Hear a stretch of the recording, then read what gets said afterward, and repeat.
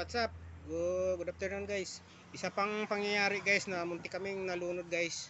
Yung puno na kami ng isda. Galing kami Indonesia, delivery kami ng Pilipinas. Kasi pag puno ng isda, mga 2 dangkal na lang ata doon sa flooring ng unit namin. Oh, plus bumulusok.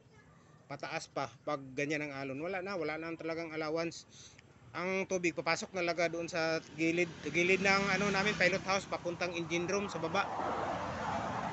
Nangyari yun guys na tutulog ako guys. Sila pala yung mga kasamahan ko guys. Wala na, panala ng baldi mula sa ilalim. Gamit nila baldi pataas para makuha yung tubig sa baba. Ako ang ganda pa ng tulog ko guys. Pinuntahan ako doon sa pilot house. Sabi, puntahan mo doon, tingnan mo. Malulunod na tayo. Nako, nang puntahan ko. Wala na yung kunya guys. Ang shafting naiwan. Yung pulya na lang ang nagpliple. Hindi na makaangat yung tubig pataas. Walang iya talaga guys. Ang ginawa ko, sabi ko, ano yung dalawang kuwan dito sa taas, yung dalawang battery na 12 volts. Siniris ko yun guys. Ginawa kong positive ng pang welding yung vice grip. Yung vice grip, tinalian ko ng guma para hindi ma-ground sa kamay ko. Saka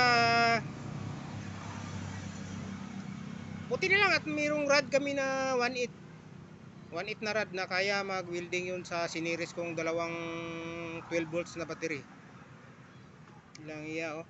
Sabi ko, sige, tingnan mo kung may mag-apoy dyan, higpitan mo.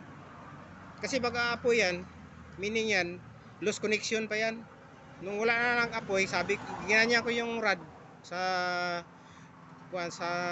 welding ko, okay na. Welding na ako guys. Niakyat na yung dalawang battery dito guys. Ang ginawa ko, wala nang spot. Yung ano, nag-spot talaga ako, dalawang side lang siya. Ispatan ko.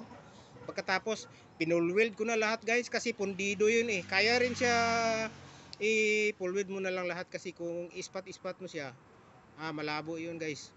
May delikado yun, hindi matibay. Pulweld ko lahat guys. Yung palibot nung kunya doon sa shafting.